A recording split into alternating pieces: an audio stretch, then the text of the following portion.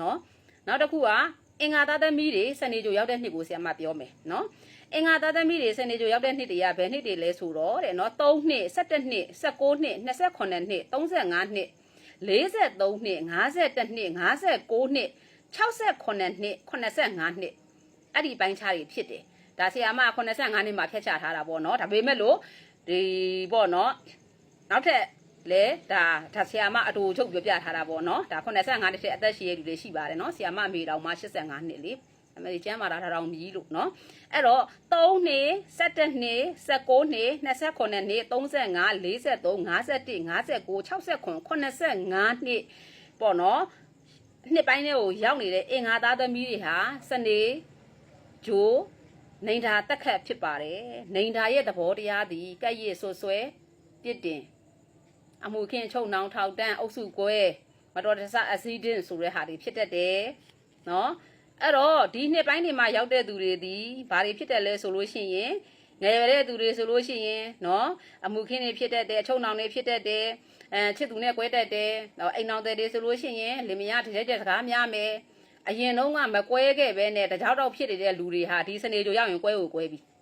နော်အဲ့တော့ဒီစနေချိုမှာစိတ်ရှည်ပါတီးခံပါတူးနဲ့တူးပေါ့နော်စစ်စီလုံးလုံးနေပါနော်ဒါစနေချိုရဲ့ရိုက်ခတ်မှုဒဏ်ကိုကြံ့ကြံ့ခံပြီးကြော်လွှားဖို့လိုတယ်ဂျိုရဲ့စေစားရာကိုလူကလိုက်เสียမလိုဘူးနော်ဒီဂျိုတွေရိုက်ခတ်မှုဒဏ်ကိုကြံ့ကြံ့ခံနိုင်တဲ့သူကအောင်မြင်တဲ့သူပဲနော်အဲ့တော့ဒီဂျိုတွေမှာဒီလိုဖြစ်တတ်တဲ့သဘောတရားရှိတာကိုကြိုသိထားရင်ကိုယ့်ဘက်ကမိမိရဲ့မိသားစုကိုယ့်ရဲ့အိမ်တော်ဘက်ကိုယ့်ရဲ့ချစ်သူပေါ်စိတ်ရှည်ပဲတီးခံပဲနော်ငယ်တဲ့ကလေးတွေဆိုလို့ရှိရင်လည်းလူစုလူဝေးတွေမသွားနဲ့ကြွားကြွားဝဝမနေနဲ့နောက်တစ်ခုကအပြိုလူပြိုတွေချစ်သူကြီးစားထားတဲ့အခါမှာလုံလုံကျူးကျူးတွေဖြစ်တတ်တယ်တစ်ဖက်ကမယူလို့ပြဿနာတွေတက်တတ်တယ်ဒီအပိုင်းခြားတွေမှာပေါ့နော်ဒီစနေကြိုမှာရောက်နေတဲ့အချိန်မှာပေါ့နော်ဖြစ်တဲ့သဘောတရားတွေနောက်တစ်ခုခရီးဝေးသွားမယ်ခရီးချမ်းသွားမယ်ဆိုလို့ရှိရင်စင်ကျင်တဲ့နဲ့မတော်တဆအက်ဆီဒင့်ဖြစ်တတ်တယ်ဒီစနေကြိုမှာပေါ့နော်အဲ့ဒါကြောင့်မို့လို့ဒီစနေချိုမှာလည်းအထူးသတိထားပြီးနေသင့်တယ်เนาะ3နှစ်17နှစ်19 29 35 43 51 59 69 85ဒါတွေဒီအင်္ဂါသားသမီးတွေအတွက်စနေချိုနေတာတက်ခတ်ဖြစ်တဲ့အတွက်ကြောင့်အထူးသတိထားပါဖျားရရအနေနဲ့ဆိုရင်ဆရာမဘာတွေပေးမလဲဆိုလို့ရှိရင်ဒီကာလတွေမှာတဲ့เนาะဟောပေါ့เนาะလှူရတန်ရမယ့်ဟာတွေကဘာလဲဆိုလို့ရှိရင်နာရေးသိန်းငွေလှူတာတို့เนาะကျမ်းမာရေးညံ့တဲ့သူတွေကိုစေဝါလှူတာတို့เนาะနောက်လူကြီးမိဘပေါ့ဆရာသမားတွေကိုထီးတို့ဖနက်တို့ရဟန်းတန်ဃာတွေကိုထီးတို့ဖနက်တို့လှူတာတို့ဒါတွေကုသိုလ်ကောင်းမှုပြုတင်တယ်เนาะနောက်တစ်ချက်ရှိတာကဒီစနေကြိုရိုက်ခတ်တဲ့ဒီအင်္ဂါသားသမီးတွေဒီမိမိရဲ့လူကြီးမိဘဆရာသမားတွေရဲ့ကျမ်းမာရေးကိုခရူးဆိုင်ပေးပါเนาะဒီစနေကြိုရိုက်ခတ်တဲ့လူငယ်တွေဆိုလို့ရှိရင်တို့မှာအမိအဖအကိုအမတွေရှိခဲ့ရင်ဦးကြီးပါကြီးအဖွားရှိခဲ့ရင်ခွဲခွာရတတ်တယ်နော်အဲ့ဒါလေးတော့ခရူးဆိုင်ပေးပါအဲ့တော့ဖះရရမှာဘာကြီးထပ်လို့ရမလဲဆိုလို့ရှိရင်ပေါ့နော်မိမိအိမ်မှာဖြစ်စေနော်ဖះစေဒီတဆူရဲ့ပေါ့နော်မိမိရဲ့မွေးနံထောက်မှာဖြစ်စေအင်္ဂါနေ့မနေ့9နာရီကနေ10နာရီခွဲအတွင်းမှာထီးနီတက်စစ်စီမီအမွေးတိုင်းရေချမ်းမိမိနှစ်သက်ရာလှူနိုင်တယ်ဆူတောင်းနိုင်တယ်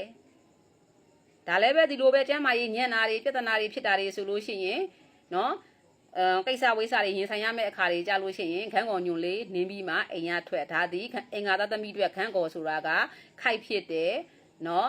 အမြင့်ဂျိုဖြစ်တယ်ဒါကိုနင်းသွားငါးရှိမှရှိတဲ့ရန်တွေဖယ်စေရှားစေငါကျမ်းမာရေးညံ့စေနင်းတင်တယ်အဲ့တော့နင်းရမယ့်အချိန်ကလည်းပဲအမှန်တကယ်မှာဆိုရင်အရေးကြီးတဲ့အချိန်မှာနင်းအရေးကြီးတဲ့ကိစ္စရှိတယ်ဆိုရင်ဟိုပေါ့နော်မိမိနဝင်ရတဲ့အချိန်မှာနင်းတင်တယ်မိမိနဝင်ရတဲ့အချိန်မှာနင်းအောင်မြင်တာပေါ့နော်အဲ့တော့ပုံသေးကားချက်မှတ်ထားရမှာကမိမိရဲ့မွေးနေ့နော်9နာရီကမိမိရဲ့မွေးနေ့9နာရီကနေ10နာရီခွဲအတွင်းကမိမိရဲ့နဝင်းဆိုတာကိုမှတ်ထားလိုက်အဲ့ဒီအချိန်လေးမှာပြောစရာဆိုတာရှိရင်ပြောမယ်ငွေရေးကိစ္စကျန်းမာရေးကိစ္စစီးပွားရေးကိစ္စအခြေရေးပညာရေးအကုန်ဒီချိန်မှာအောင်မြင်တယ်ကိုကနဝင်းရပြီးတော့မှပေါ့နော်မိမိရဲ့ပေါ့နော်ဒီအချိန်ဒီမိမိဒီနဝင်းဆိုတဲ့တိုင်ထိပ်မှာရှိနေတဲ့အတွက်ကြောင့်ပို့လို့ပေါ့နော်အဲ့တော့ထီးနီတက်စစ်လှူမယ်ပန်းရည်ချမ်းစီမီလှူမယ်နော်မိမိရဲ့မွေးနေ့မနေ့9နာရီကနေ10နာရီခွဲအတွင်းမှာအိမ်မှာဖြစ်စေဇေဒီတဆူရဲ့မိမိရဲ့မွေးနံထောက်မှာဖြစ်စေတွားရောက်လှူဒန်းခြင်းဖြင့်စနေကြိုရဲ့အညံ့တွေကိုတတ်တာစီတယ်ပေါ့နော်အဲ့တော့နောက်တစ်ခုကအင်္ဂါသားသမီးတွေ